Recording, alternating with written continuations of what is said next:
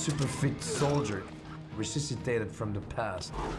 The movie was over the top. Big guys, big guns, big trucks, fantastic stuff. They called it a mini Terminator. Muscle, action, explosion. People like to see that. In those days, it was kind of the Wild West. You could get away with almost anything. I'm alive.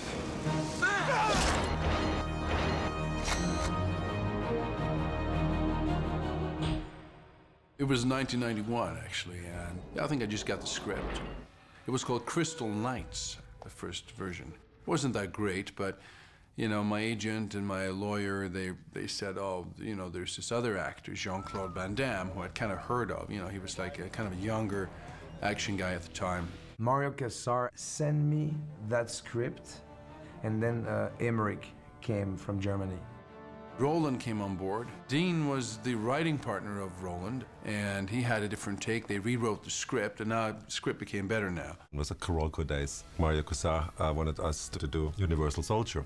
Mario Casar, well, you know, he was the king, you know. I mean, he had all the stars, all the big directors.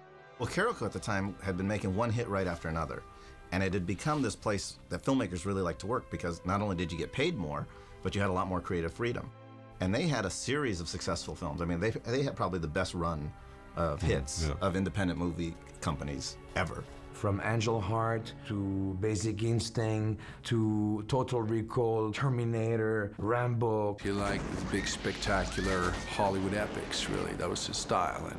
And it worked for our movie, because that's what we were. Do you want to play catch? Came just from Germany. I was like kind of 9 months in the country. Now, I had like some inkling about what it is. I roughly also knew the concept, but I had to really ask, you know, who are the actors in it? And he said to me, like, kind of, oh, it's with Dolph Lundgren and Jean-Claude Van Damme. And I said, I know Dolph Lundgren, but who is Jean-Claude Van Damme? You know, it's how naive I was, you know? And he was like totally against it. He said like, you cannot do this movie. And then I said like, you know what? It's a chance to do a movie. You know, we have like $20 million. So let's do a movie, you know, let's be adult about these things. And then we had like really fun, right? Making this movie. It's another, you know, Hollywood story. You have these two guys, you know, one guy from Germany made a small movie, Moon 44, and Dean, who's a young writer, come to Hollywood, and they end up directing me, Jean-Claude, in their first picture. Well, what happened is I went out and I rented all of Jean-Claude's movies and Dolph's movies, and we did like a little movie marathon. And we started to get a little stumped creatively, and I said to Roland, so how do we open a movie with these two guys? And Roland said as a joke, well, we kill them. But then that actually sparked a really cool idea, and then we started thinking about it and thought, hey, well, actually, it'd be interesting to kill your two leads in the first scene. And then that really started the whole idea of them being zombies, and it grew from that. I think the whole Vietnam thing came with Roland, the whole background, which I really liked. And the fact that they'd both been fighting for their country and, you know, they both were killed in action. The Vietnam scene was more like a convenient way to kill two people. It was really to show that there had been this animosity between them in their lives, and that when they start to wake up from their kind of semi-zombie state, that antagonism returned. Roland Emmerich, he was a very cool guy, I remember. He listens a lot. He gave the actors a lot of freedom. We had a real vision of the visuals of the picture. All the production design, the costumes. Nice outfit. The lighting, the atmosphere, the rain, the wind machines, the look of the picture. He really knew what kind of look he was after. Oh, he's a very, very serious, good director. He's a very imaginative director. He's got his own vision, and he like those sci-fi pieces. The positions is perfect, you know. So the whole thing has to go fast.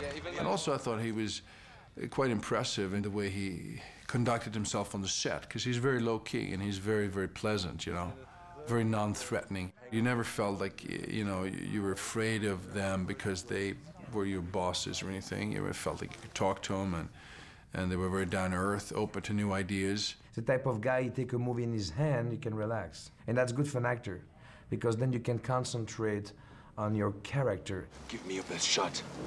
It was great. I was there, and I was no rehearsal. I was into the loop. Acting was cool. I was like this. You asked me to do so. If you ask me to, you like me, I like you. Cut. Move on. neutral. You know, I was really cool. In Vietnam, I was a man who was sent to fight for something. We came back alive for a program, and suddenly that guy flashed back what he was in the past. It's not really much to talk about a character, you know, just a guy who was just a mummy to kill. He physically had done some amazing things, so we knew that we could put him in any kind of physical situation and be fine. The question is, we didn't really know what the acting chops were. And I gotta tell you, that it was, I think, the biggest surprise during the shoot, is that emotionally as an actor, he was very available. So many things are missing. First time I met Jean-Claude, I think up at Coralco, I liked him, nice guy, martial artist, very youthful, very spontaneous. Can somebody show me how to swim? Lots of energy, lots of ideas about his career, a very smart guy with himself and his career. At that time, he was like really the new guy on the block. The biggest guy was still Arnold Schwarzenegger and Sylvester Stallone. I have to give it to him. He has a certain quality, you know. There's like some innocence about him. What the hell did they do to you? I don't know. It was like very good for the part because we needed somebody who, in a way, is reborn and in a way has to learn everything again.